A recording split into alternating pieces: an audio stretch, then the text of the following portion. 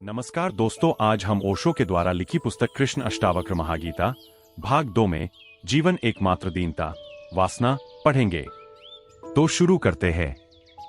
अष्टावक्र उवाच अविनाशिन्मात्मान्मेक विज्ञाय तत्वतः तवात्मज्ञसे धीरसे कथमर्थार्जन रतिय 46 आत्मा ज्ञानाधो प्रीतिर्विषे भ्रमगोचरे शुक्तेरज्ञान्तो लोभो यथा रजत विभ्रमे 47 विश्वं स्फूर्ति यत्रेदं तरंग इव सागरे सोहम स्मीति विज्ञाय की दीन इव धावसी 48 श्रुत्वापि शुद्ध चैतन्यमात्मानमति सुंदरम उपस्थेत्यं संसक्तो मालिन्यमधिगच्छति 49 सर्वभूतेषु चात्मानं सर्वभूतानि चात्मनि मुनेजनित आश्वर्यं ममत्वं नुवर्ते 50 आस्थितः परमाद्वैतं मोक्षार्थेपि व्यवस्थितः आश्चर्य कामवशको विकलः केलि शिक्षा 5111 उद्भूतं ज्ञान दुर्मित्रभवधार्याति दुर्बलः आश्चर्य कामाकाक्षेत कालरमत मनुष्यतः 1152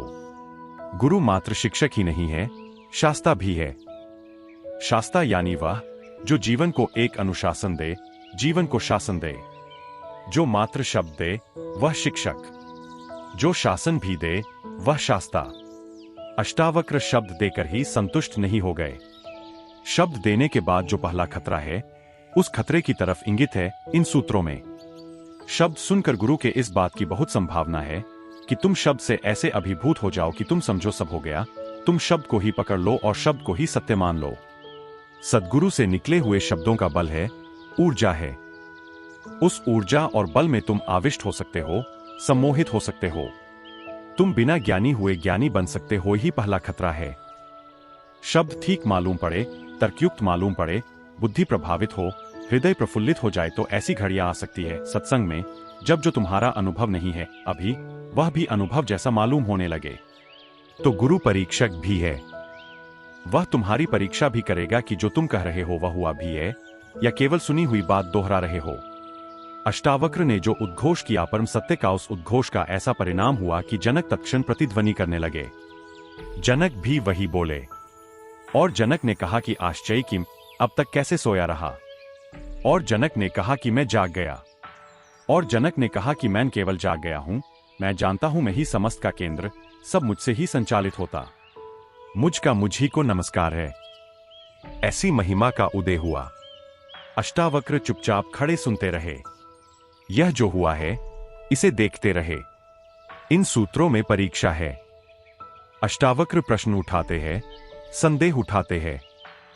जनक के घड़े को जगहजगह से ठोंक कर देखते हैं, कच्चा तो नहीं है, बातें सुनकर तो नहीं बोल रहा है, किसी प्रभाव के कारण तो नहीं बोल रहा है, मेरी मौजूदगी के कारण तो ये तरंगे नहीं उठी है, ये तरंगे इसकी अपनी है। यह क्रांति वस्तुतः घटी है। यह कहीं बौद्धिक मात्र न हो। मेरे पास बहुत लोग आते हैं, उनमें अनेक कृष्णमूर्ति के भक्त हैं।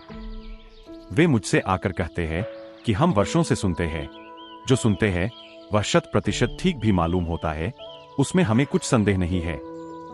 जो कृष्णमूर्ति कहते हैं उसे हमने समझ भी लिया है। हम नहीं समझे ऐसा भी नहीं है, लेकिन फिर भी जीवन में कोई क्रांति नहीं घटती। बौद्धिक रूप से सब समझ में आ गया है, बुद्धि भर गई है, लेकिन आत्मा रिक्त की रिक्त रह गई है। ऊपर ऊपर सब जान लिया और भीतर भीतर हम वैसे के वैसे हैं। भीतर कोई घटना नहीं घटी, अछूते के अछूते रह गए हैं। वर्षा हो गई है, घड़ा खाली रह गया है। बड़ी अड़चन में पड़ जाता है व्यक्ति जब उसे बौद्धिक रूप से सब समझ में आ जाता है और अस्तित्वगत कोई समानांतर घटना नहीं घटती। तुम्हें उसकी दुविधा का अंदाज नहीं। उसे दिखाई पड़ता है कि दरवाजा कहां है, लेकिन निकलता दीवाल से है। जिसको दरवाजा नहीं दिखाई पड़ता वह भी दीवाल से निकलता है, लेकिन उसे दरवाजा दिखाई ही नहीं पड़ता, इसलिए शिकायत किससे? जिस आदमी को ख्याल है कि मुझे दरवाजा दिखाई पड़ता है, समझ आ गया है कि कहां है, लेकिन फिर भी मैं दीवाल से सिर तोड़ता हूं, तुम उसकी पीड़ा समझो। जब भी उसका सिर टूटता है वह महाविषाद से भर जाता है कि मुझे मालूम तो है कि ठीक क्या है, फिर मैं गलत क्यों करता हूं। मुझे मालूम तो है कि कहां जाना चाहिए, फिर मैं विपरीत क्यों जाता हूं? सब मालूम है उसे और कुछ भी मालूम नहीं, तो उसके भीतर सीखने की क्षमता भी खो जाती है।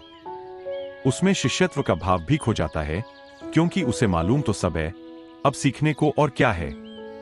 उसकी विनम्रता भी खो जाती है और भीतर की पीड़ा सघन होती चली जाती है। उसमें कोई अंतर पड़ता नहीं।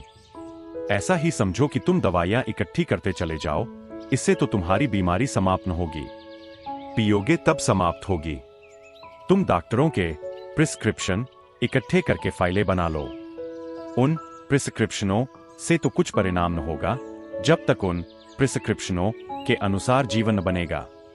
लेकिन दवाइयों का ढेर तुम्हें एक भ्रांति दे सकता है कि सब दवाइयां तो मेरे पास है, पूरी केमिस्ट की दुकान तो उठा लाया, अब और क्या है, अब कहां जाऊं, किससे पूछूं? अब तो पूछने को भी कुछ नहीं बचा। तो एक दंभ पैदा होता है।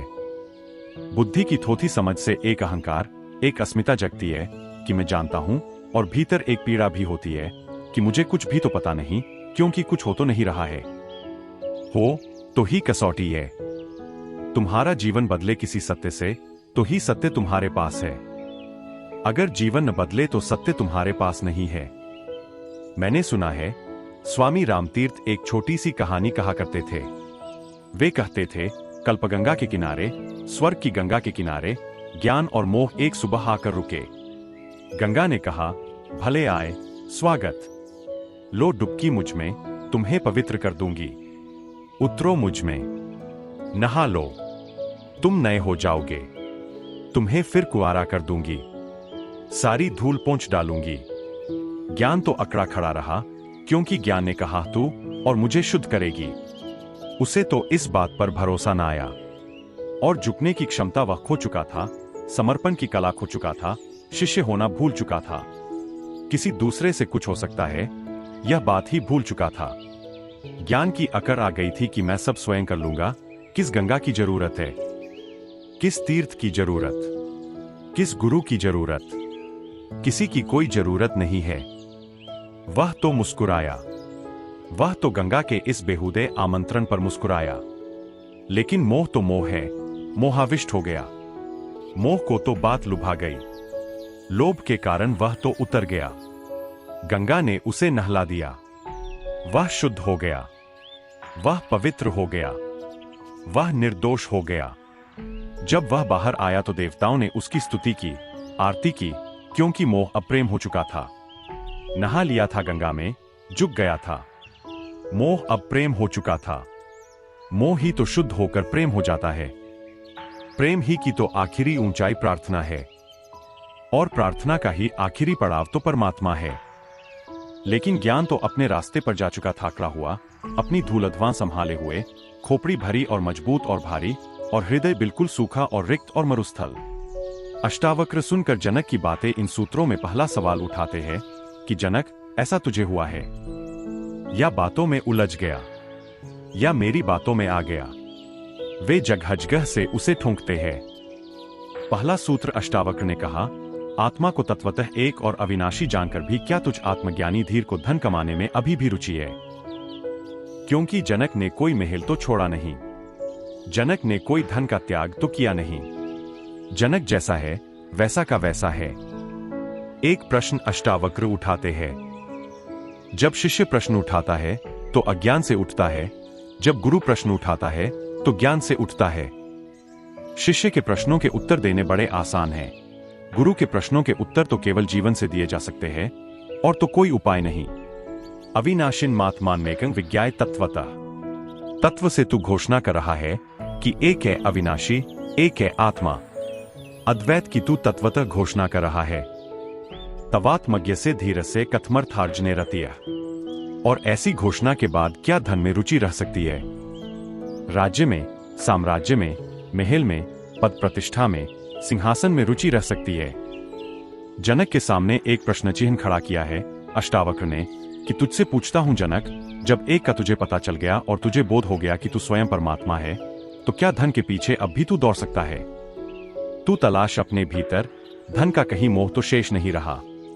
यह पहली बात धन की क्यों उठाई? क्योंकि इस जीवन में बड़ी से बड़ी हमारी दौड़ और बड़े से बड़ा हमारा पागलपन धन के लिए है। हम भीतर है खाली, रिक्त, सूने, धन से उसे भरते हैं। खालीपन काटता है। खालीपन में बड़ी बेचैनी होती है कि मैं ना कुछ होकर दिखाना है। कैसे दिखाऊं? तो पद, प्रतिष्ठा, धन, वे सब धन के ही रूप है। उनसे हम अपने को भरते हैं ताकि मैं कह सकूं मैं कुछ हूं। मैं ना कुछ नहीं हूं। देखो कितना धन मेरे पास है, ताकि मैं प्रमाण दे सकूं कि मैं कुछ हूं। अष्टावक्र कहते हैं कि धन की दौड़ तो उस आदमी की है जिसे भीतर बैठे परमात्मा का पता नहीं। जिसे भीतर बैठे परमात्मा का पता चल गया वह तो धनी हो गया, उसे तो मिल गया धन। राम रतन धन पायो। अब उसे कुछ बचा नहीं पाने को। अब कोई धन नहीं है। धन तो उसे मिल गया, परम धन मिल गया। और परम धन को पाकर फिर कोई धन के पीछे दौड़ेगा। छोटे थे तुम तो खेल खिलौनों से खेलते थे। टूट जाता खिलौना तो रोते भी थे, कोई छीन लेता तो झगड़ते भी थे। फिर एक दिन तुम युवा हो गए। फिर तुम भूल ही गए वे खेल खिलौने कहां गए, किस कोने में पड़े पड़े धीरे से झाड़कर, बुहार कर कचरे में फेंक दिए गए। तुम्हें उनकी याद भी नहीं रही। एक दिन तुम लड़ते थे। एक दिन तुम उनके लिए मरने मारने को तैयार हो जाते थे। आज तुमसे कोई पूछे कि कहां गए वे खेल खिलौने, तो तुम हंसोगे। तुम कहोगे अब मैं बच्चा तो नहीं, अब मैं युवा हो गया, प्रौढ़ हो गया, मैंने जान लिया कि खेल खिलौने हैं। ऐसी ही एक प्रौढ़ता फिर घटती है जब किसी को भीतर के परमात्मा का बोध होता है। तब संसार के सब खेल खिलौने, धन, पद, प्रतिष्ठा सब ऐसे ही व्यर्थ हो जाते हैं जैसे बचपन के खेल खिलौने व्यर्थ हो गए। फिर उनके लिए कोई संघर्ष नहीं रह जाता, प्रतिद्वंद्विता नहीं रह जाती, कोई स्पर्धा नहीं रह जाती। धन की दौड़ आत्महीन व्यक्ति की दौड़ है। जितना निर्धन होता है आदमी भीतर, उतना ही बाहर के धन से भरने की चेष्टा करता है। बाहर का धन भीतर की निर्धनता को भुलाने की व्यवस्था, विधि है। जितना गरीब आदमी होता है उतना ही धन के पीछे दौड़ता है। इसलिए तो हमने देखा कि कभी बुद्ध, कभी महावीर, महाधनी लोग रहे होंगे कि सब छोड़कर निकल पड़े और भिखारी हो गए। इस आश्चर्य की घटना को देखते हो। यहां निर्धन धन के पीछे दौड़ते रहते हैं, यहां धनी निर्धन हो जाते हैं। जिन्हें भीतर का धन मिल गया वे बाहर की दौड़ छोड़ देते हैं। अष्टावक्र ने पूछा कि जनक, जरा पीछे भीतर उतर कर टटोल, कहीं धन की आकांक्षा तो शेष नहीं। अगर धन की आकांक्षा शेष हो तो यह सब जो तू बोल रहा है सब बकवास है। कसौटी वहां है। अभी भी तू पद तो नहीं चाहता, अभी भी तू राज्य का विस्तार तो नहीं चाहता, अभी भी भीतर तृष्णा तुझे पकड़े तो नहीं है। अगर वासना अभी भी मौजूद है भीतर, तो पक्का जान कि आत्मा का तुझे अनुभव नहीं हुआ।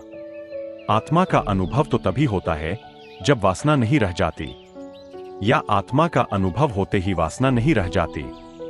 दोनों साथ साथ नहीं हो सकते। आत्मा और वासना के बीच किसी तरह का सहयोग नहीं हो सकता, जैसे अंधेरे और प्रकाश के बीच किसी तरह का सात्संग नहीं हो सकता। प्रकाश तो अंधेरा नहीं, अंधेरा तो प्रकाश नहीं। तू प्रकाश की बातें कर रहा है। तू अचानक महावाक्य बोल रहा है, जनक यह इतनी जल्दी हुआ है, इसकी तू कसौटी कर ले, इसे तू जरा खोजबीन कर ले, जांच पड़ताल कर ले, भीतर उतर, देख कहीं धन की आकांक्षा तो नहीं छिपी बैठी। अगर छिपी बैठी हो तो यह सब जो तूने कहा, मुझे तूने दोहरा दिया, यह सब बासा है, यह सब उधार है, फिर इसकी बहुत मूल्यवत्ता नहीं है। फिर हमें फिर से अब से शुरू करना पड़ेगा। तो मैं फिर तुझे जगाऊं, अगर धन की आकांक्षा कहीं बैठी हो। अगर तू धन की आकांक्षा पाई ही नहीं कहीं, तो कुछ हुआ है, अन्यथा कुछ भी नहीं हुआ है।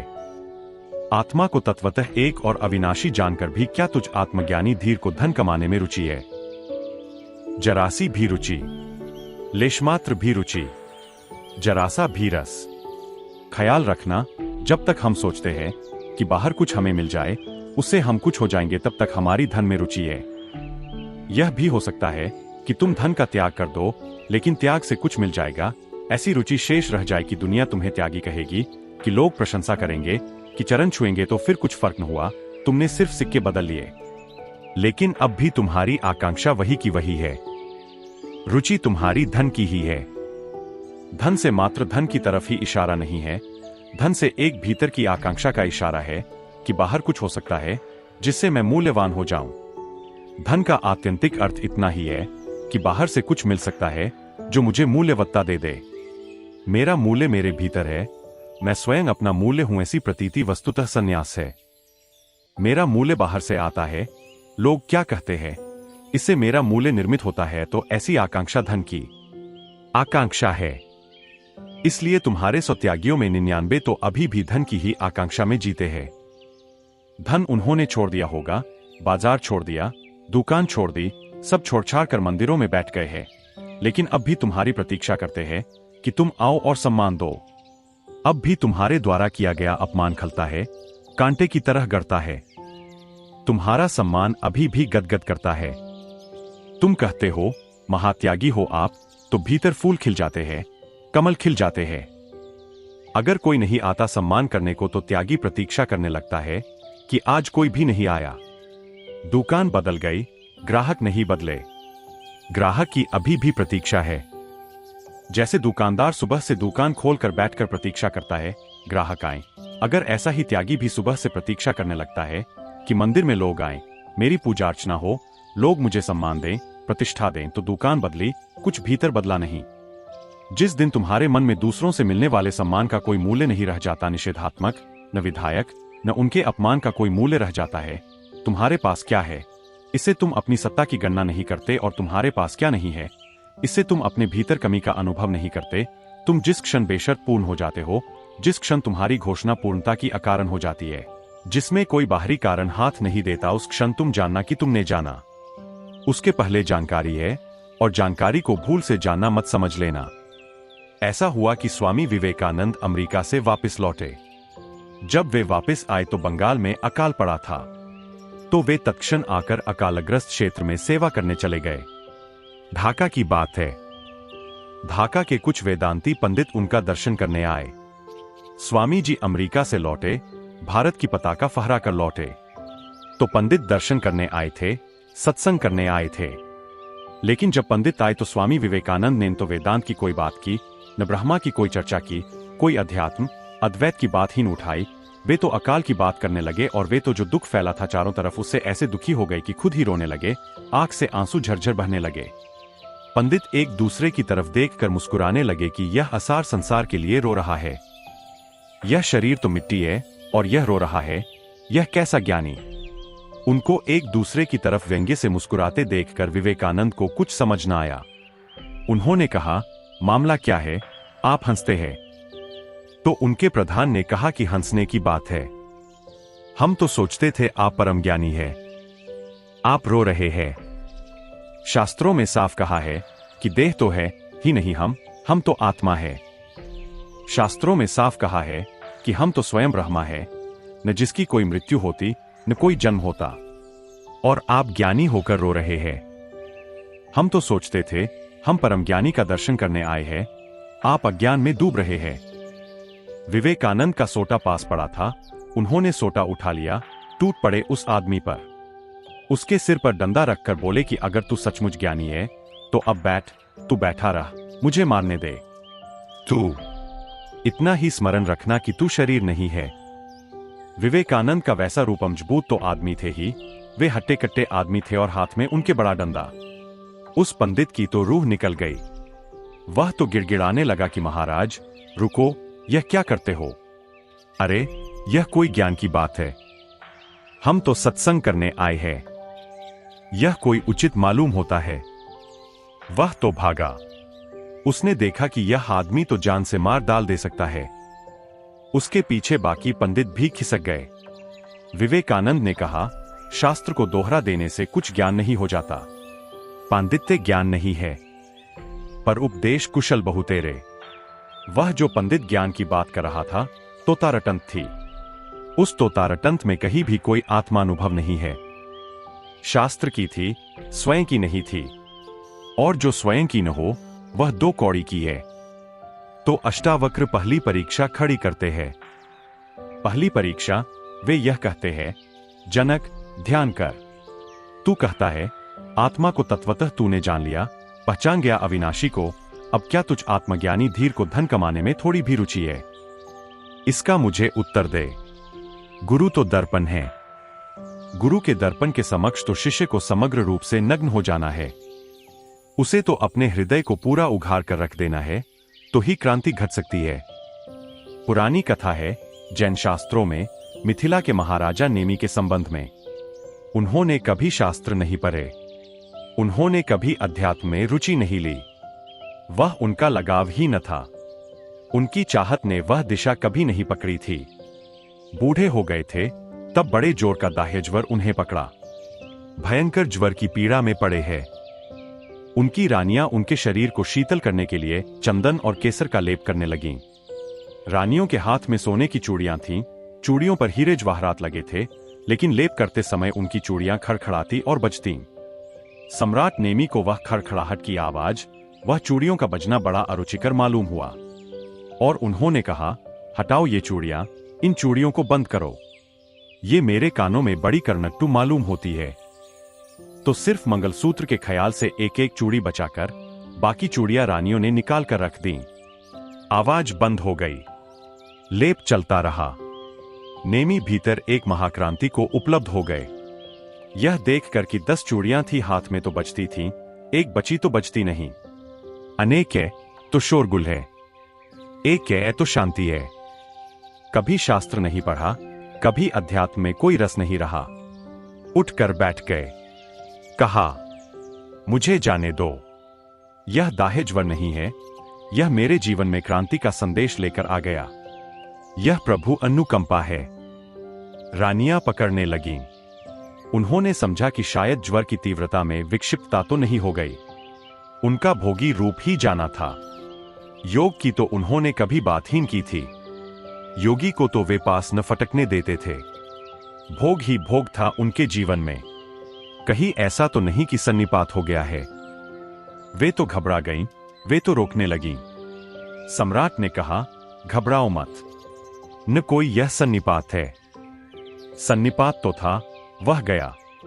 तुम्हारी चूड़ियों की बड़ी कृपा। कैसी जगह से परमात्मा ने सूरज निकाल दिया, कहा नहीं जा सकता। चूड़ियां बचती थी तुम्हारी, बहुत तुमने पहन रखी थीं।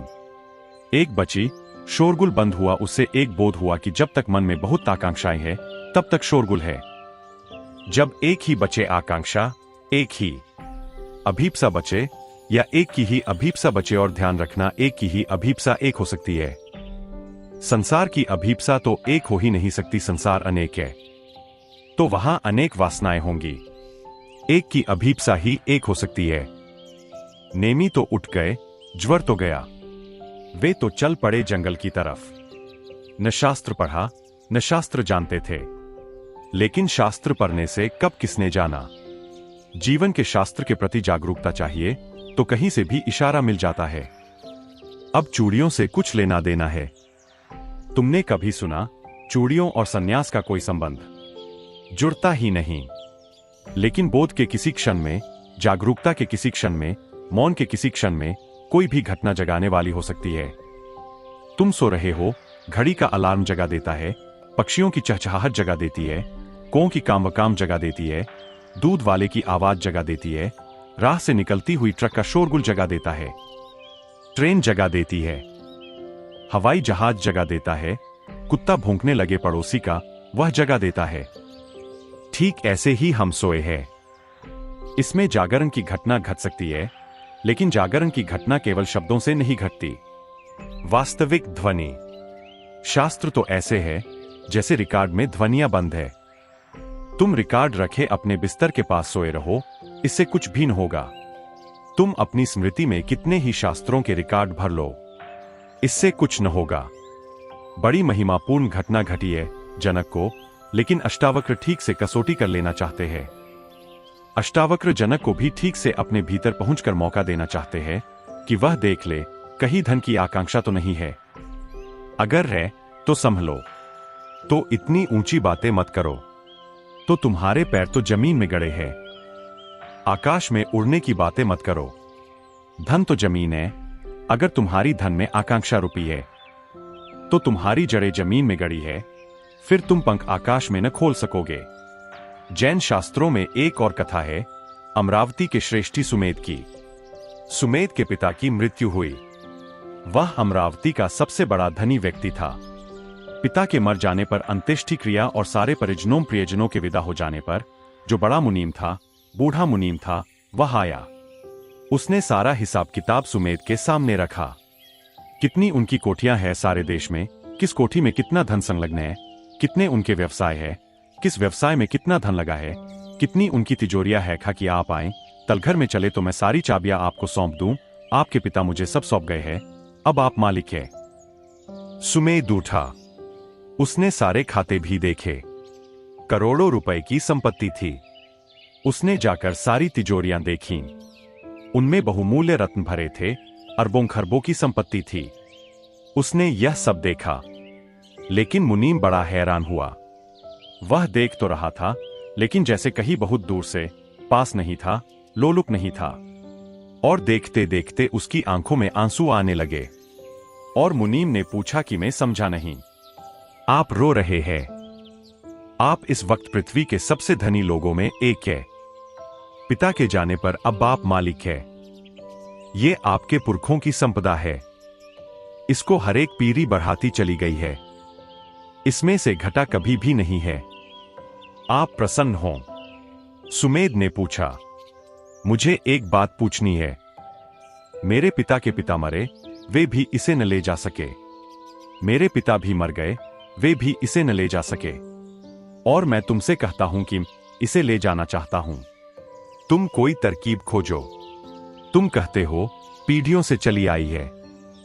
इसका मतलब साफ है, लोग मरते रहे और सब यही छूटता गया। अब मैं यह नहीं करना चाहता कि मैं मरूं और सब यही छूट जाए, क्योंकि जो यही छूट जाए उसमें सार क्या? ले जाऊंगा सब साथ।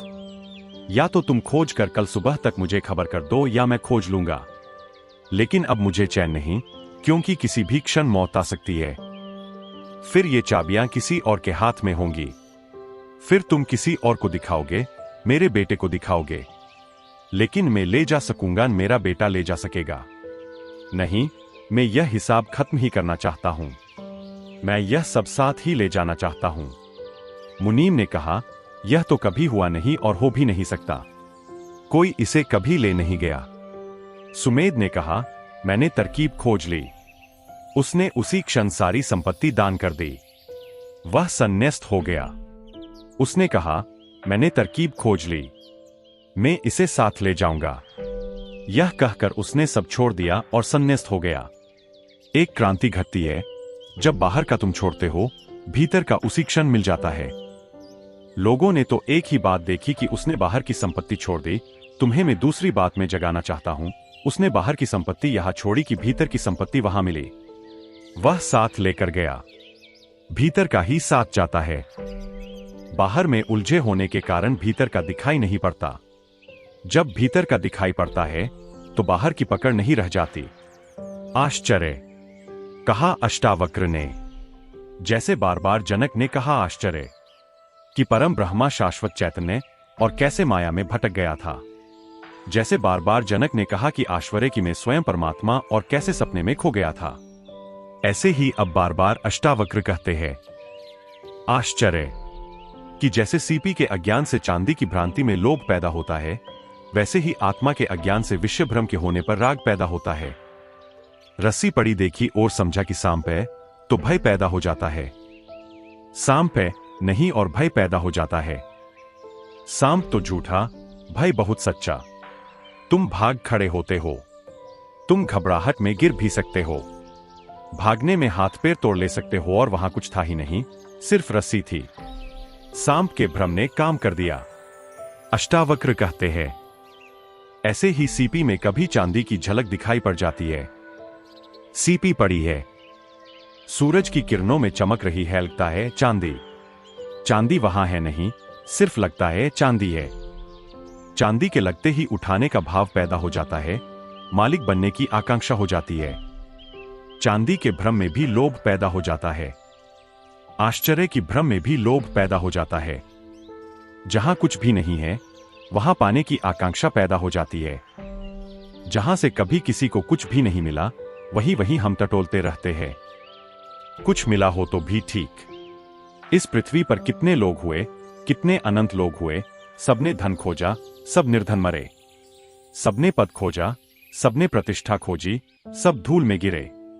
बड़े बड़े सम्राट पैरों में दबे पड़े हैं, धूल हो गए हैं। च्वांगत्सु लौटता था एक गांव से। मरघट से गुजरा तो एक खोपड़ी पर उसका पैर लग गया। उसने वह खोपड़ी उठा ली और उससे माफी मांगने लगा कि क्षमा कर। उसके शिष्यों ने कहा, यह क्या कर रहे हैं? यह मरी खोपड़ी से क्या क्षमा मांग रहे हैं? इसमें सार क्या? च्वांगत्सु ने कहा, तुम्हें पता नहीं। एक तो यह बड़े लोगों का मरघट है। यहां सिर्फ राजा, धनपति, राजनेता गड़ाए जाते हैं। यह कोई छोटी मोटी खोपड़ी नहीं है, पागलो। यह किसी बड़े आदमी की खोपड़ी है। शिष्य हंसने लगे। उन्होंने कहा, आप भी खूब मजाक करते हैं। अब यह बड़े की हो कि छोटे की हो, खोपड़ी सब बराबर है। और मुर्दा खोपड़ी से क्या क्षमा मांगते हो? च्वांगत्सु कहने लगा, तुम्हें पता नहीं, केवल समय की बात है। 2-4-6 महीने पहले इस आदमी के सिर में अगर मेरा पैर लग जाता तो मेरे सिर की खैरियत न थी। यह कुल समय की बात है। माफी तो मांग ही लूं। तुम जरा इसकी भी तो सोचो। और कुछ दिनों बाद मेरी खोपड़ी भी यहीं कहीं पड़ी होगी और लोगों के पैर मेरी खोपड़ी से लगेंगे और कोई क्षमा भी न मांगेगा। तुम यह भी तो सोचो, किसको क्या मिला है? कुछ मिला हो और तुम खोजो, तब भी ठीक है। ऐसा सुल्तान महमूद के जीवन में उल्लेख है कि वह रोज रात अपने घोड़े पर सवार होकर निकलता था गांव में देखने का क्या हो रहा है, कैसी व्यवस्था चल रही है। छिपे वेश में वह रोज रात एक आदमी को देखता था नदी के किनारे रेत को छानते। उसने 1-2 दफा पूछा भी कि तू क्या करता है आधी आधी रात तक? उसने कहा, मैं रेत छानता हूं। इसमें कभी कभी चांदी के कण मिल जाते हैं, उनको मैं इकट्ठा करता हूं। वही मेरी जीविका है। ऐसा अनेक रातों देखकर एक दिन महमूद को लगा कि बेचारा मेहनत तो बड़ी करता है, मिलता कुछ खाक नहीं। तो उसने अपना भुजबंद, जो लाखों रुपए का रहा होगा, निकालकर चुपचाप रेत में फेंक दिया और चल पड़ा। उस रेत छानने वाले ने तो देखा भी नहीं, लेकिन थोड़ी देर बाद खोजने पर उसे मिल गया भुजबंद।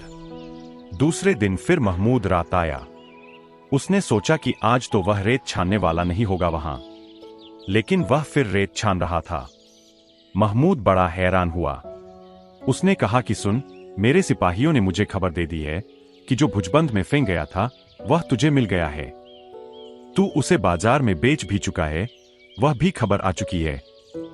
मैं सुल्तान महमूद हूं। भुजबंद लाखों रुपए का था। तेरे जीवन के लिए और तेरे बच्चों के जीवन के लिए पर्याप्त है। अब तू किस लिए छान रहा है रेत? उसने कहा, मालिक, इसी रेत के छानने में भुजबंद मिला। अब तो चाहे कुछ भी हो जाए, मैं छानना छोड़ नहीं सकता। अब तो छानता ही रहूंगा। अब तो यह जिंदगी है और मैं हूं और यह रेत है। जहां ऐसी ऐसी चीजें मिल सकती है, भुजबंद मिल गया। अब इसको मैं रोक नहीं सकता। महमूद ने अपनी आत्मकथा में लिखवाया है कि उसके तर्क में तो बल है, लेकिन हम इस संसार में क्या खोज रहे हैं जहां किसी को कभी कुछ नहीं मिला, फिर भी रेत छान रहे हैं। कुछ मिला किसी को कभी। कहते हैं आश्चर्य कि जैसे सीपी के अज्ञान से चांदी की भ्रांति में लोभ पैदा होता है, वैसे ही आत्मा के अज्ञान से विषय भ्रम के होने पर राग पैदा होता है। हे जनक, कहीं तेरे भीतर राग तो नहीं बचा है? कहीं थोड़ा सा भी मोह तो नहीं बचा, लोभ तो नहीं बचा है? यह तुम्हें याद दिला दूं। तुमने बहुत बार सुना है कि लोभ छोड़ो, मोह छोड़ो, राग छोड़ो, क्रोध छोड़ो तो आत्मज्ञान होगा। हालत बिल्कुल उल्टी है। आत्मज्ञान हो तो राग, मोह, लोभ, क्रोध छूटता है, वह परिणाम है। अंधेरे को थोड़े ही छोड़ना पड़ता है, प्रकाश को लाने के लिए प्रकाश लाना पड़ता है, अंधेरा छूटता है। इसलिए अष्टावक्र यह प्रश्न पूछ रहे हैं। वे कह रहे हैं, आत्मज्ञान हो गया जनक। तेरी उद्घोषणा से लगता है आत्मज्ञान हो गया। अब मैं तुझसे पूछता हूं, जरा खोज, कहीं राग तो नहीं, अभी भी कहीं पुराने भ्रम पकड़े तो नहीं है? क्योंकि कई बार ऐसा होता है, रोज ही ऐसा होता है। कई बार क्यों रोज रात? तुम सपना देखते हो, सुबह सपना टूटता है। तुम कहते हो सब सपना था और फिर दूसरी रात फिर सपना देखते हो। टूट टूट कर भी सपना टूटता नहीं। सुबह कैसे तुम ज्ञानी हो जाते हो? कहते हो सब बकवास, सब सपना था, कुछ भी सार नहीं। लेकिन यह याद नहीं रह जाता। फिर रात आएगी, फिर तुम सोओगे, फिर सपना उठेगा। तब यह कितनी बार सपना टूट चुका और कितनी बार सुबह तुमने घोषणा कर दी कि सपना टूट गया। ये सब घोषणाएं फिर काम नहीं आती। फिर सपना पकड़ लेता है। बड़ा प्रबल प्रभाव मालूम होता है सपने का। तो कहीं यह रोज रोज सुबह उठकर जो घोषणा हम करते हैं सपने झूठ होने की, वैसी ही अध्यात्म की घोषणा तो नहीं है। मैं एक कविता कल पढ़ रहा था। यह तीसरा फरेबे मोहब्बत है मालती। मैं आज फिर फरेबे मोहब्बत में आ गया। प्रेमी अपनी प्रेयसी से किसी मालती से कह रहा है, यह तीसरा फरेबे मोहब्बत है मालती। यह तीसरी बार भ्रम हो रहा है। मैं आज फिर फरेबे मोहब्बत में आ गया। रुखसार दिल शिकार है, आंखें हैं दिल नशी। शोलाज ने खिरद है तेरा हुस्ने आछी। मैं सोचता रहा, मैं बहुत सोचता रहा, लेकिन तेरा जमाल नजर में समा गया। पहले भ्रमों की भी याद है, पहले और मालतियां धोखा दे गईं। यह तीसरा भ्रम है, दो मालतियां आ चुकी जा चुकी। मैं सोचता रहा, मैं बहुत सोचता रहा, लेकिन तेरा जमाल नजर में समा गया। गो जानता हूं यह भी तमन्ना का है फरेब, गो जानता हूं यह भी तमन्ना का है फरेब, गो मानता हूं राहें मोहब्बत है पुरनसेब। यह सब झूठ, यह सब सपना, यह सब फरेब, यह सब जानता हूं, लेकिन बगैर इसके भी चारा नहीं मेरा। इसके बिना भी चलता नहीं, लेकिन बगैर इसके भी चारा नहीं मेरा। कुछ भी बजुज फरेब सहारा नहीं मेरा। और इन भ्रमों के सिवाय कोई सहारा ही नहीं मालूम होता, सपनों के सिवाय कोई जिंदगी ही नहीं मालूम होती। तुझसी परी जमाल हसीनाओं के बगैर मैं हूं सनम परस्त, गुजारा नहीं मेरा। मैं आज फिर फरेबे मोहब्बत में आ गया। यह तीसरा फरेबे मोहब्बत है मालती। तीसरा क्या, 30वां, 300वां, 3000वां, मगर फरेब जारी रहता है। जनक से अष्टावक्र कहने लगे, यह कहीं सुबह उठे हुए आदमी की बात तो नहीं कि सपना था और फिर कल तू सो जाए।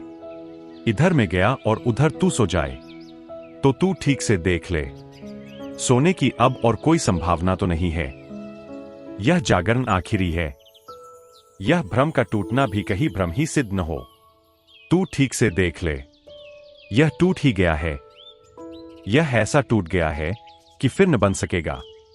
तो गौर से देख ले, इसके बीज कहीं भीतर छिपे तो नहीं है।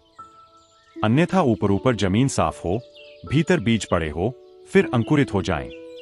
इसीलिए तो होता है, सुबह हम देख लेते हैं कि सपना टूट गया, लेकिन बीज तो मिटते नहीं, बीज तो पड़े ही रहते हैं। जिन बीजों से सपने रात फैले थे, वे बीज तो अब भी भूमि में पड़े हैं, वैसे के वैसे। फिर रात आएगी, ठीक मौसम पाकर, ठीक वर्षा होगी, फिर सपने खड़े हो जाएंगे। सपने के टूटने से क्या होता है? सपने के बीज दग्ध होने चाहिए। अगर बीज दग्ध नहीं हुए तो कुछ भी नहीं हुआ। धन की आकांक्षा बीज है, पद की आकांक्षा बीज है, महत्वाकांक्षा बीज है। इन बीजों की तलाश के लिए अष्टावक्र कहते हैं, तू जरा भीतर जा, देख कहीं छिपे हुए बड़े छोटे छोटे बीज। बीज तो बड़े छोटे होते हैं, वृक्ष बड़े हो जाते हैं। वृक्ष दिखाई पड़ते हैं, बीज तो पता भी नहीं चलते। तो उन बीजों को खोज। जब तक बीज दग्ध न हो जाए, तब तक तू इस भ्रम में मत आना कि भ्रम के बाहर हो गया है। जिस आत्मारूपी समुद्र में यह संसार तरंगों के समान स्फुरित होता है, वही मैं हूं। यह जानकर भी क्यों तू दीन की तरह दौड़ता है?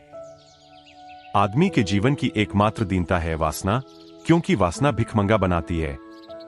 वासना का अर्थ है दो। वासना का अर्थ है, मेरी झोली खाली है, भरो। कोई भरो, मेरी झोली खाली है। वासना का अर्थ है मांगना।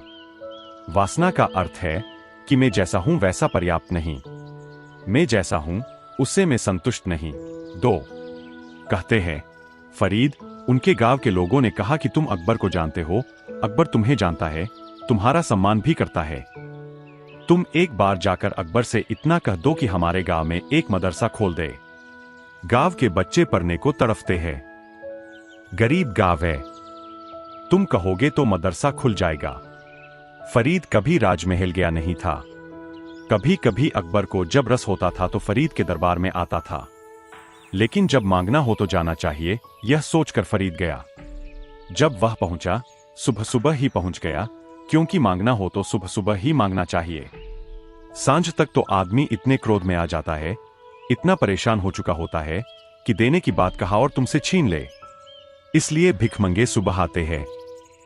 सुबह तुमसे थोड़ी आशा है, ताजे हो, रात भर विश्राम के बाद उठे हो। जिंदगी उतनी बोझिल नहीं है, इतना क्रोध नहीं है। सांझ तक तो तुम भी थक जाओगे, सुबह सुबह तुम्हारी ताजगी में। फरीद पहुंचा। अकबर प्रार्थना कर रहा था अपनी निजी मस्जिद में। फरीद को तो जाने दिया गया। लोग जानते थे अकबर का बड़ा भाव है फरीद के प्रति। फरीद पीछे जाकर खड़ा हो गया। अकबर ने अपनी नमाज पूरी की, हाथ उठाए आकाश की तरफ और कहा, हे परमात्मा, मुझे और धन दे और दौलत दे, मेरे साम्राज्य को बढ़ाकर। फरीद की आंखों में तो आंसू आ गए यह दीनता देखकर। यह सम्राट भी कोई सम्राट है, इससे तो हम भले। कम से कम परमात्मा एक इल्जाम तो नहीं लगा सकता कि हमने कुछ मांगा हो। और फिर उसे याद आया कि इस आदमी से क्या मांगना, इससे तो एक मदरसा लेने का मतलब होगा इसको गरीब बनाना, थोड़ा गरीब हो जाएगा। यह तो वैसे ही गरीब, इसकी हालत तो वैसे ही खराब है। इसकी दीनता तो देखो, अभी भी हाथ फैलाए है। अकबर जैसा सम्राट जिसके पास सब है, वह भी मांग रहा है अभी। होने से क्या होता है, भिखमंगापन थोड़े ही मिटता है। दुनिया में दो तरह के भिखमंगे हैं, गरीब और अमीर। भिखमंगे तो सभी है। गरीब को तो क्षमा भी कर दो, लेकिन अमीर को कैसे क्षमा करो, वह भी मांगे चला जाता है। फरीद तो लौटने लगा। अकबर उठा तो फरीद को सीढ़ियों से उतरते देखा। उसने कहा, कैसे आए और कैसे चले? कभी तो तुम आए नहीं। स्वागत, घर में पधारो। फरीद ने कहा, हो गया, आए थे एक बात से, लेकिन वह तो गलत ख्याल था। चूक हो गई, हमसे भूल हुई, तुम्हारा कोई कसूर नहीं है। अकबर तो बड़ा बेचैन हो गया। उसने कहा, हुआ क्या? मैं कुछ समझे भी तो पहेली मत बूझो। फरीद ने कहा, गांव के लोगों ने नासमझों ने यह समझकर कि तुम सम्राट हो, तुम्हारे पास बहुत है, मुझे भी भ्रम में डाल दिया। मैं भी उनकी बातों में आकर चला आया। नासमझों की दोस्ती ठीक नहीं। अब मैं वापस जा रहा हूं उनको समझाने कि तुम गलती में थे। मैं आ गया मांगने। गांव के लोगों ने कहा था एक मदरसा खुलवा दो। नहीं, लेकिन तुम्हारी हालत खराब है, तुम तो दीन अवस्था में हो। वह प्रार्थना मैं तुमसे न करूंगा। मेरे पास कुछ होता तो वह मैं तुम्हें दे डालता। मेरे पास कुछ है नहीं। तुम्हारी हालत बड़ी खराब है। तुम्हारी तो हालत दिवाले निकले जैसी है। तुम प्रार्थना करके मांग रहे थे। मैं आया था सम्राट से मिलने, भिखारी को देखकर वापस जा रहा हूं। अष्टावक्र ने कहा, विश्व स्फूर्ति यत्रेदे तरंगिव सागरे। जैसे आत्मारूपी समुद्र में यह संसार तरंगों के समान स्फुरित होता, वही मैं हूं ऐसा जानकर। सोहम स्मीति विज्ञाय, ऐसा जानकर कि दीनन इव धावसी, फिर तू दीन की तरह दौड़ा जा रहा है। जरा भीतर तो देख, वहां कोई दौड़ बाकी तो नहीं है। वहां कुछ मांग बाकी तो नहीं है। वहां कुछ पाने को शेष तो नहीं है। क्योंकि परमात्मा के मिलने का अर्थ यह है कि अब पाने को कुछ भी शेष न रहा। मिल गया जो मिलना था, आखिरी मिल गया, आत्यंतिक मिल गया, इसके पार मिलने को कुछ भी नहीं। अगर तेरे भीतर अब भी इसके पार मिलने को कुछ हो तो समझना कि परमात्मा नहीं मिला, तू शब्दों के जाल में आ गया जनक। तू मेरे प्रभाव में आ गया जनक। तू सम्मोहित हो गया। ध्यान रखना, मन को अच्छी बातें मान लेने की बड़ी जल्दी होती है। कोई तुमसे कह दे कि आप तो परमात्मा स्वरूप है, कौन इनकार करना चाहता है? आप तो ब्रह्म स्वरूप है, कौन इनकार करना चाहता है? अहंकार भरता है। कोई कह दे आप तो शुद्ध बुद्ध नित्य चैतन्य, कौन इनकार करता है? बुद्ध से बुद्ध भी इनकार नहीं करता। जब उससे कहो कि आप शुद्ध बुद्ध, तो वह कहता है बिल्कुल ठीक, अब तुम पहचाने। अभी तक कोई पहचाना नहीं। नासमझ है, क्या खाक पहचानेंगे? आप बुद्धिमान हैं, इसलिए पहचाना। ज्ञान की घोषणाएं कहीं तुम्हारे अहंकार के लिए आधार तो नहीं बन रही, कहीं ऐसा तो नहीं है प्रीतिकर लगती है इसलिए मान ली। कड़वी बातें कौन मानना चाहता है? कोई तुमसे पापी कहे तो दिल नाराज होता है, कोई तुम्हें पुण्यात्मा कहे तो तुम स्वीकार कर लेते हो। और यह हो सकता है कि जिसने पापी कहा था वह सत्य के ज्यादा करीब हो। टॉलस्टॉय ने लिखा है अपनी आत्मकथा में कि एक दिन सुबह सुबह में चर्च गया तो देखा गांव का सबसे बड़ा धनपति सुबह के अंधेरे में चर्च में प्रार्थना कर रहा है। तो मैं तो चकित हुआ कि यह आदमी भी प्रार्थना करता है। मैं पीछे खड़े होकर सुनने लगा। उस धनपति को कुछ पता नहीं था कि कोई और है अंधेरे में। वह धनपति कह रहा था, हे प्रभु, मैं महापापी हूं, मुझ जैसा पापी इस संसार में कोई भी नहीं। वह अपने पापों का कन्फेशन कर रहा था, स्वीकार भाव से सब प्रकट कर रहा था जो पाप उसने किए थे, और शायद भाव से कर रहा था। लेकिन तभी सुबह होने लगी और उसको ख्याल आया, मालूम हुआ कि कोई और भी पीछे खड़ा है। उसने देखा और देखा टॉलस्टॉय है। वह टॉलस्टॉय के पास आया। उसने कहा, क्षमा करना, यह बात किसी और तक न जाए। यह जो मैंने कहा है मेरे और परमात्मा के बीच है। तुमने अगर सुन लिया, अनसुना कर दो। यह बात किसी और तक न जाए, अन्यथा मानहानि का मुकदमा चलाऊंगा। टॉलस्टॉय ने कहा, यह भी खूब रही। तुम परमात्मा के सामने स्वयं घोषणा कर रहे हो, फिर आदमियों से क्या डरते हो? उसने कहा, तुम इस बात में पड़ो ही मत। अगर तुमने यह बात कहीं भी निकाली और यहां कोई दूसरा नहीं है, अगर मैंने यह बात कहीं से भी सुनी तो तुम ही पकड़े जाओगे। यह मेरे और परमात्मा के बीच निजी बात है, यह कोई सार्वजनिक बात नहीं है। तो हम पाप को तो चुपचाप स्वीकार करना चाहते हैं परमात्मा और हमारे बीच, और पुण्य की हम घोषणा करना चाहते हैं सारे जगत में। करना चाहिए उल्टा। पुण्य की घोषणा तो निजी होनी चाहिए, वह परमात्मा और स्वयं के बीच। पाप की घोषणा सार्वलौकिक होनी चाहिए, सार्वजनिक होनी चाहिए। तो अष्टावक्र ने कहा, कहीं ऐसा तो नहीं है कि ये स्वादिष्ट बातें, ये मधुर बातें, ये वेदों का सार, ये उपनिषदों का सार तुझे स्वादिष्ट लग रहा है? यह तो पक्का है, लेकिन स्वादिष्ट लगने से कुछ सत्य थोड़े ही हो जाता है। आदमी मौत से डरता है तो जल्दी से मान लेता है आत्मा अमर है, इसलिए नहीं कि समझ गया कि आत्मा अमर है, मौत के डर के कारण। तुमने देखा, यह भारत है, यह पूरा मुल्क मानता है कि आत्मा अमर है, और इससे ज्यादा कायर कौम खोजनी मुश्किल है। होना तो उल्टा चाहिए। आत्मा जिनकी अमर है उनको कोई गुलाम बना सकता है, लेकिन 1000 साल तक ये गुलाम बने रहे। आत्मा अमर है। नहीं, आत्मा अमर है का सिद्धांत हम पकड़े ही इसलिए है कि मरने से हम डरे हैं। यह सिद्धांत हमारी सुरक्षा है। हम यह सिद्धांत अनुभव से नहीं जाने हैं। अगर अनुभव से जाना होता तो यह मुल्क तो गुलाम बनाया ही नहीं जा सकता।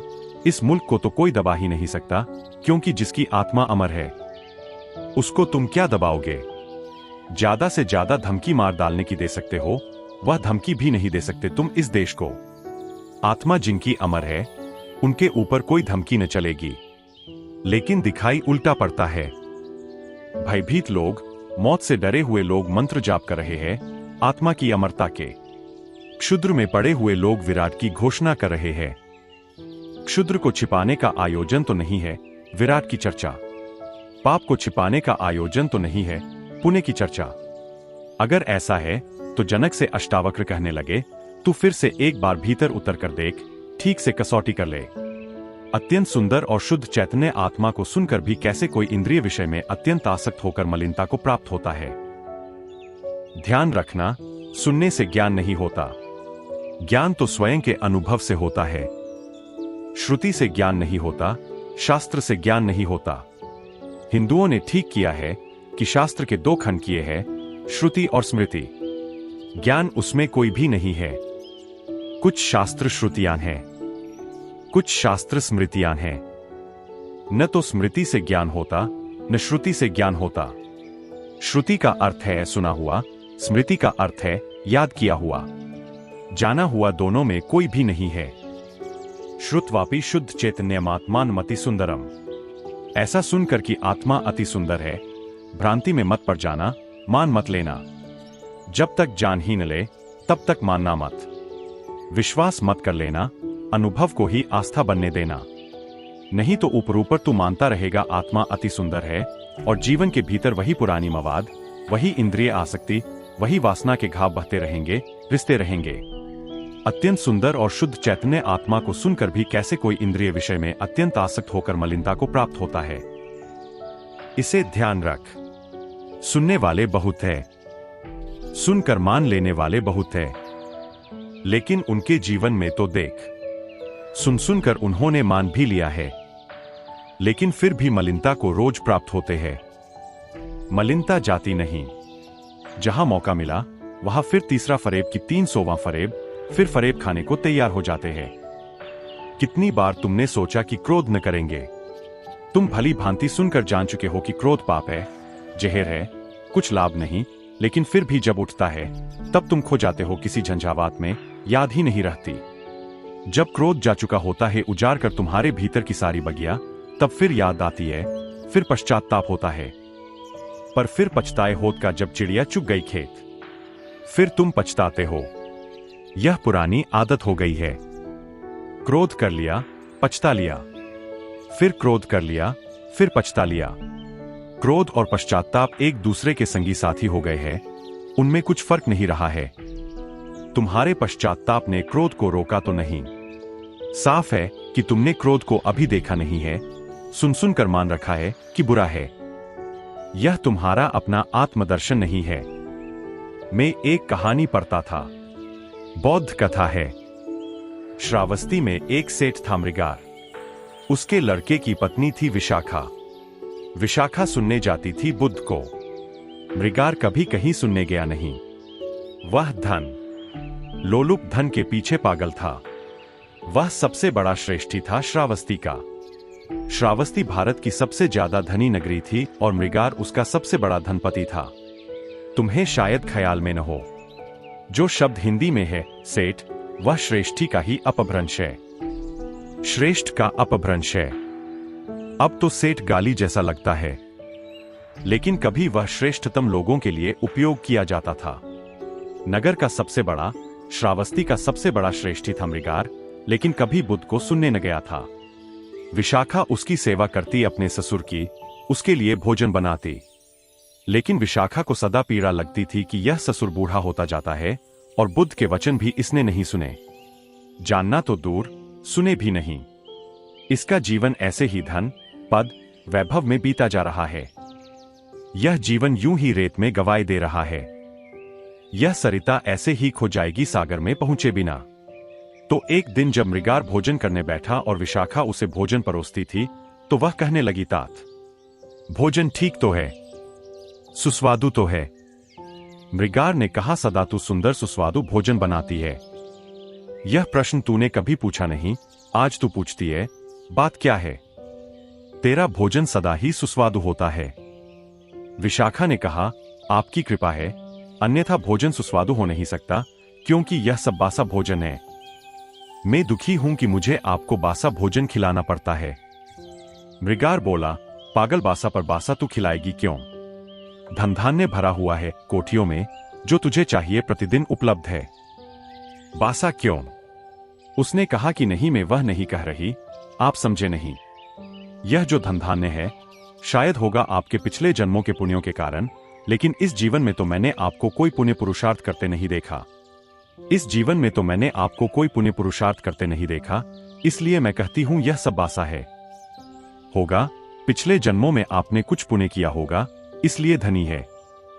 लेकिन मैंने अपनी आंखों से जब से आपके घर में बहू होकर आई हूं, मैंने आपका कोई पुण्य प्रताप, आपका कोई पुण्य पुरुषार्थ, आपके जीवन में कोई प्रेम, कोई धर्म, कोई पूजा, कोई प्रार्थना, कोई ध्यान, कुछ भी नहीं देखा। इसलिए मैं कहती हूं यह पिछले जन्मों के पुण्यों से मिला हुआ भोजन बासा है। तात, आप ताजा भोजन कब करेंगे? मृगार आधा भोजन किए उठ गया। रात भर सो न सका। बात तो सही थी, चोट गहरी पड़ी। दूसरे दिन सुबह विशाखा ने देखा, वह भी बुद्ध के वचन सुनने के लिए मौजूद है। वह भी सुन रहा है। तब सुन सुनकर वह ज्ञान की बातें करने लगा। वर्ष बीतने लगे। पहले वह ज्ञान की बातें न करता था, अब वह ज्ञान की बातें करने लगा, लेकिन जीवन वैसा का वैसा रहा। फिर विशाखा ने कहा कि तात, आप अब भी बासा ही भोजन कर रहे हैं, अब ज्ञान का बासा भोजन कर रहे हैं। ये बुद्ध के वचन हैं, आपके नहीं। ये उनकी सुनकर अब आप दोहरा रहे हैं। आप अपनी कब कहेंगे? आप जो गीत अपने प्राणों में लेकर आए हैं, वह कब प्रकट होगा? प्रभु, उसे प्रकट करें। कुछ आपके भीतर छिपा पड़ा है झरना, उसे बहाएं। यह अब भी बासा है। तुम्हारा धन भी बासा है, तुम्हारा ज्ञान भी बासा है, और बासा होना ही पाप है। सब पाप बासे है। पुण्य तो सदा ताजा है, सद्य स्नात। अभी अभी हुई वर्षा में ताजे खड़े हुए फूल, अभी अभी उगे सूरज की किरणों में नाचती सुबह की ताजी ताजी पत्तियां, ऐसा पुण्य है। ज्ञान को सुनकर सब कुछ मत मान लेना।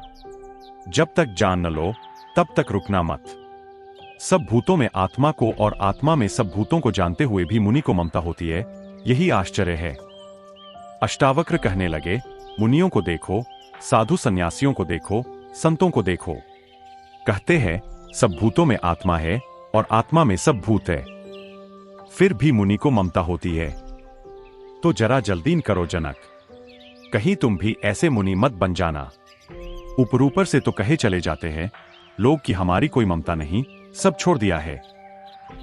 एक जैन साध्वी, मैं दिल्ली जाता था तो मुझे मिलने आई। मेरी बातें सुनकर उसे लगने लगा कि वह जिस जाल में है उसके बाहर हो जाए। मैंने कहा, अपने गुरु से पहले बात कर। उसने अपने गुरु को कही तो गुरु तो बहुत नाराज हो गए। गुरु ने तो कहा कि मुझसे मिलना चाहते हैं। मुझसे मिले तो बड़े नाराज थे। नाराजगी में भूल ही गए वे कहने लगे कि यह साध्वी अगर छोड़कर चली जाएगी तो हमारे संप्रदाय की बड़ी हानि होगी। फिर इस साध्वी से हमारी बड़ी ममता है, यह हमारे बुढ़ापे का सहारा है। वे काफी बूढ़े हो गए थे। मैंने कहा, यह तो बात वैसी की वैसी है जैसे कोई बाप कहता है कि यह बेटा हमारे बुढ़ापे का सहारा है। कोई मां कहती है यह बेटी हमारे बुढ़ापे का सहारा है। यह तो घर गृहस्थी की बात हो गई। यह साधु को शोभा नहीं देती। अगर इस साध्वी को ऐसा लग रहा है कि इसके जीवन में स्वतंत्रता घटित होगी इस जाल के बाहर निकलने से, तो तुम्हारा आशीर्वाद दो। अगर तुम्हें इससे ममता है तो अपनी ममता को तुम अपनी समस्या समझो, उसको सुलझाने की कोशिश करो, मरने से पहले ममता छोड़ो। तब वे थोड़े चौंके, कहने लगे, बात तो ठीक है, ममता होनी नहीं चाहिए, लेकिन ममता है। बेटे बेटियों से ममता छूटती है तो शिष्य शिष्याओं से हो जाती है। ममता थोड़े ही हटती है। घर से छूटती है तो मंदिर से हो जाती है। दुकान से छूटती है तो आश्रम से हो जाती है। ममता थोड़े ही छूटती है। मेरा नए नए आश्रय बनाता चला जाता है। एक आश्रय उजाड़ो, वह उसके पहले दूसरी जगह आश्रय बना लेता है। एक नींव गिराओ, दूसरी जगह नींव बना लेता है। लेकिन मेरा तो बचता ही चला जाता है। अष्टावक्र ने कहा, सब भूतों में आत्मा को और आत्मा में सब भूतों को जानते हुए भी मैं तुमसे कहता हूं जनक, ऐसे मुनि हैं जिनको ममता होती है। असली आश्चर्य तो यही है। तुम क्या आश्चर्य की बात कर रहे हो कि शुद्ध बुद्ध आत्मा कैसे संसार में पड़ गई? छोड़ो यह फिक्र, उससे बड़े आश्चर्य मैंने देखे हैं। मुनि हो गए हैं, सब छोड़ दिया है, घोषणा भी कर दी, सर्वभूतेषु चात्मानं सर्वभूतानि चात्मनि मुनेजनित आश्चर्यन ममत्वम नुवर्ते। मैं तुम्हें असली आश्चर्य बताता हूं। जिन्होंने सब छोड़ दिया फिर भी कुछ छूटा नहीं, ममता मौजूद है, इसे बड़ा चमत्कार तुम देखोगे। साधु भी गृहस्थ है, सन्यासी भी बंधा है। मोक्ष की आकांक्षा करने वाले अभी संसार में ही भटक रहे हैं। बातें मोक्ष की है, प्राण संसार में अटके हैं। तो जरा सोच कर करना, एकदम जल्दी मुनि मत बन जाना, क्योंकि यह चमत्कार होता है। अष्टावक्र निश्चित ही कठोर गुरु रहे होंगे। कठोर गुरु होना ही चाहिए। गुरु कठोर न हो तो करुणावान नहीं, उसकी कठोरता ही उसकी करुणा है। वे कसने लगे, खूब ठोंकने लगे। जनक भी घबराया होगा। जनक ने तो पहले सोचा होगा कि इतनी ऊंची बातें कहीं।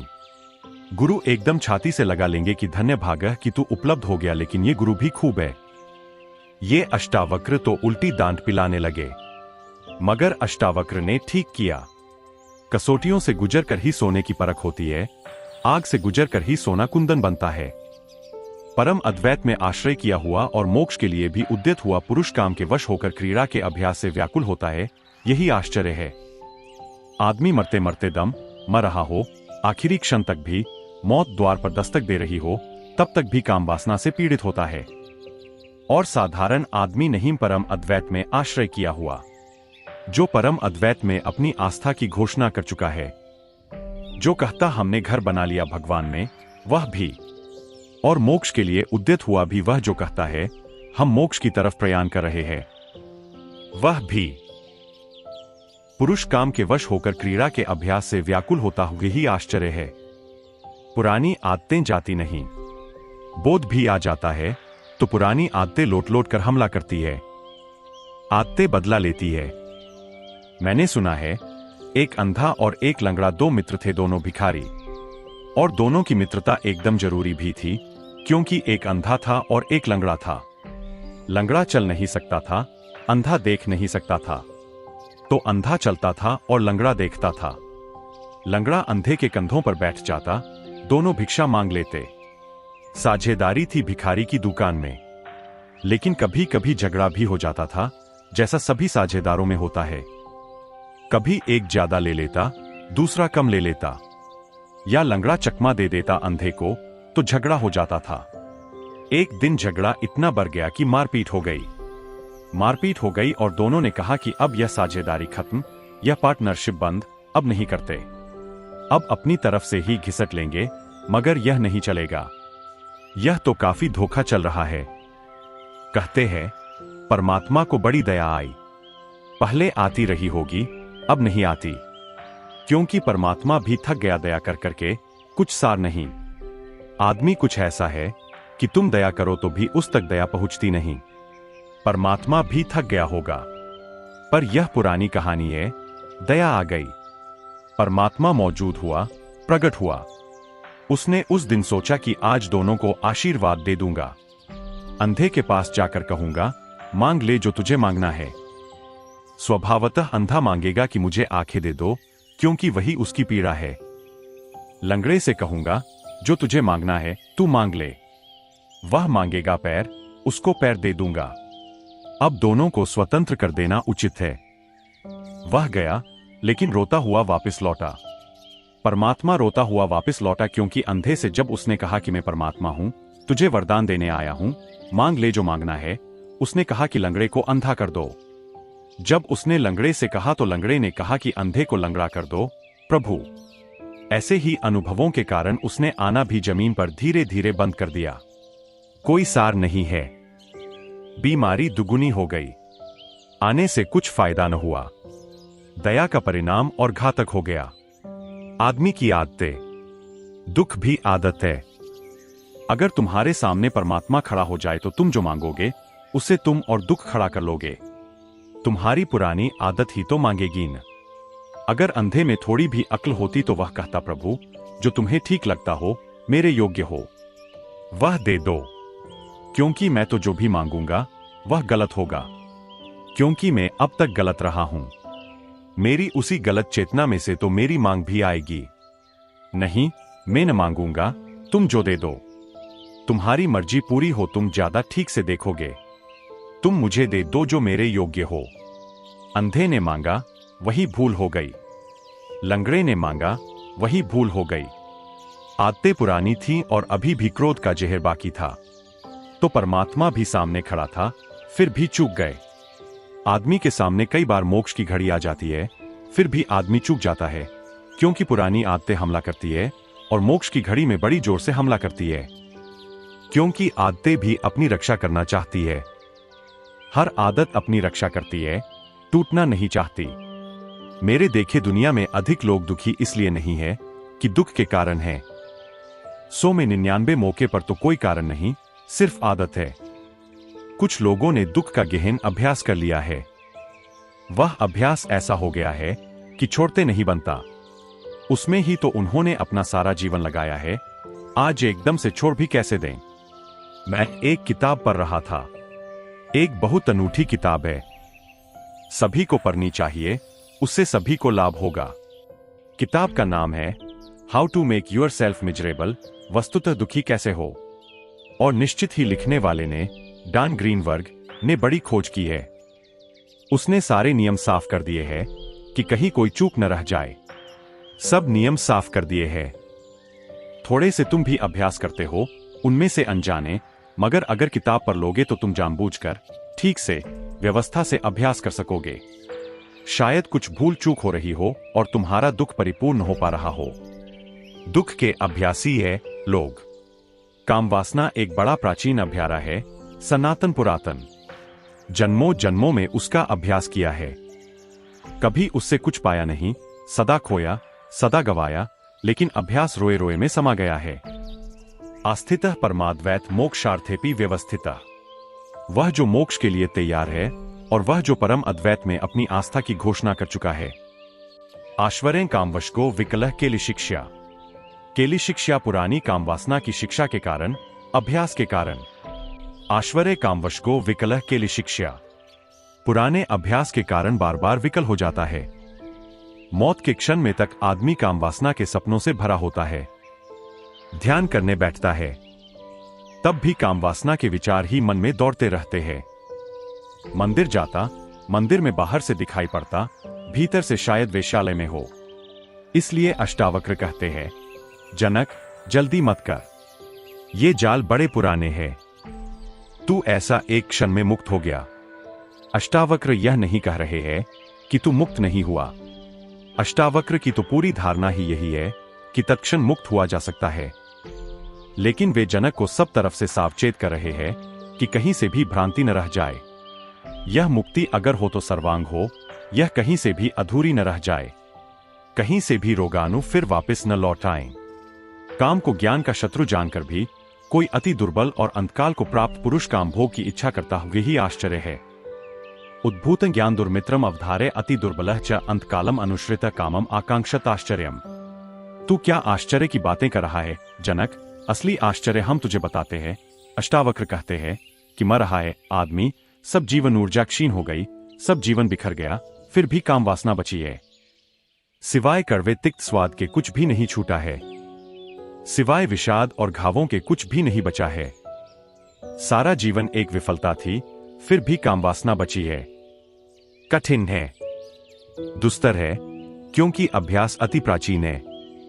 तो तू ठीक से निरीक्षण कर ले, निदान कर ले, अंतश्वेतन में उतर, अचेतन में उतर।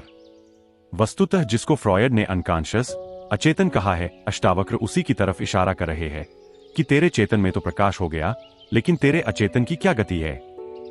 तेरे बैठक के कमरे में तो सब साफ सुथरा हो गया, लेकिन तेरे तलघरे की क्या स्थिति है। अगर तलघरे में आग जल रही है तो धुआं जल्दी ही पहुंच जाएगा तेरे बैठक खाने में भी, और अगर तलघरे में गंदगी भरी है तो तू बैठक खाने में कब तक सुवास को कायम रख सकेगा। उत्तर भीतर सीधी सीधी खोज बीजों को अचेतन में और वहां दग्ध कर ले, और अगर तू वहां न पाए तो फिर ठीक हुआ, तो फिर जो हुआ ठीक हुआ। दुख, तृष्णा, काम, लोभ, क्रोध सभी बीमारियां हमारे सतत अभ्यास के फल है। यह कारण नहीं है, हमने बड़ी मेहनत से इनको सजाया संवारा है, हमने बड़ा सोच विचार किया है, हमने इनमें बड़ी धन संपत्ति लगाई है, हमने बड़ा न्यस्त स्वार्थ इनमें रचाया है। यह हमारा पूरा संसार है। जब कोई आदमी कहता है कि मैं दुख से मुक्त होना चाहता हूं, तो उसे ख्याल करना चाहिए कि वह दुख के कारण कुछ लाभ तो नहीं ले रहा है, कोई फसल तो नहीं काट रहा है। अगर फसल काट रहा है दुख के कारण, तो दुख से मुक्त होना भला चाहे हो न सकेगा। अब कुछ लोग हैं जिनका कुल सुख इतना ही है कि जब वे दुख में होते हैं तो दूसरे लोग उन्हें सहानुभूति दिखलाते हैं। तुमने देखा, पल्ली ऐसे बड़ी प्रसन्न है, रेडियो सुन रही है। पति घर की तरफ आना शुरू हुए तो रेडियो बंद, सिरदर्द एकदम सिरदर्द हो जाता है। ऐसा मैंने देखा, अनेक घरों में मैं ठहरा हूं, इसलिए कह रहा हूं। मैं देखता रहा कि अभी पत्नी बिल्कुल सब ठीक थी, मुझसे ठीक से बात कर रही थी, यह सब, और तब पति के आने का हॉर्न बजा नीचे और वह गई अपने कमरे में और लेट गई और पति मुझे बताने लगे कि उसके सिर में दर्द है। यह हुआ क्या मामला? मैं यह नहीं कह रहा हूं कि दर्द नहीं है, दर्द होगा, मगर दर्द के पीछे कारण है गहरा। पति सहानुभूति ही तब देता है, पास आकर बैठकर सिर पर हाथ ही तब रखता है जब दर्द होता है। यह स्वार्थ है उस दर्द में। दर्द वस्तुतः हो गया होगा क्योंकि वह जो आकांक्षा है कि कोई हाथ माथे पर रखे, और पति बिना दर्द के तो हाथ रखता नहीं। अपनी पत्नी के माथे पर कौन हाथ रखता है? वह तो मजबूरी है कि अब वह सिरदर्द बनाकर बैठी है, अब करो भी क्या। हालांकि उसको अपना अखबार पढ़ना है किसी तरह, लेकिन सिर पर हाथ रखकर बैठा है। अब यह सिर पर हाथ रखने की जो भीतर कामना है, कोई सहानुभूति प्रकट करे, कोई प्रेम जाहिर करे, कोई ध्यान दे, अगर यह तुम्हारे दुख में समाविष्ट है तो तुम लाख कहो हम दुख से मुक्त होना चाहते हैं, तुम मुक्त न हो सकोगे, क्योंकि तुम एक हाथ से तो पानी सींचते रहोगे और दूसरे हाथ से शाखाएं काटते रहोगे। ऊपर से काटते भी रहोगे, भीतर से सींचते भी रहोगे। इससे कभी छुटकारा न होगा।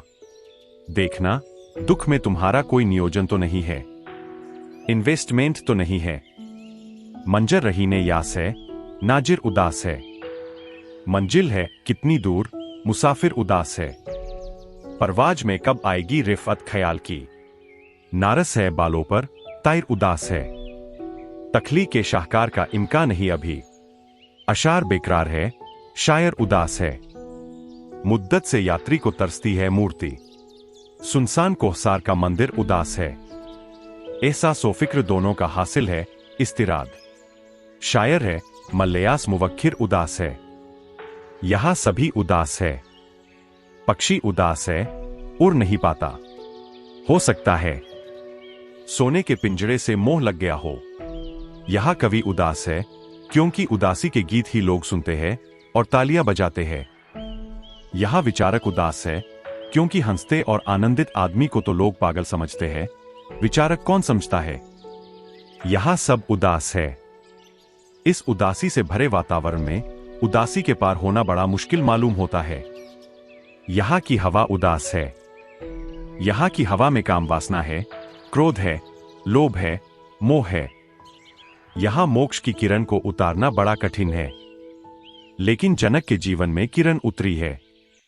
उतरी है इसलिए अष्टावक्र सब तरह से परीक्षा कर लेना चाहते हैं, एंड कहीं भूल चूक न हो जाए, कहीं कोई छिद्र न रह जाए।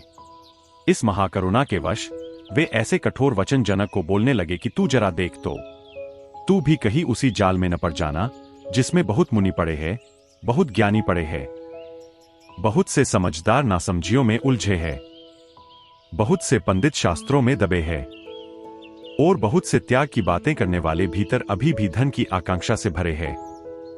इन सबकी ठीक से तू जांच पड़ताल कर ले। यह सब न हो तब तेरी उद्घोषणा में सत्य है। हरि तत्सत।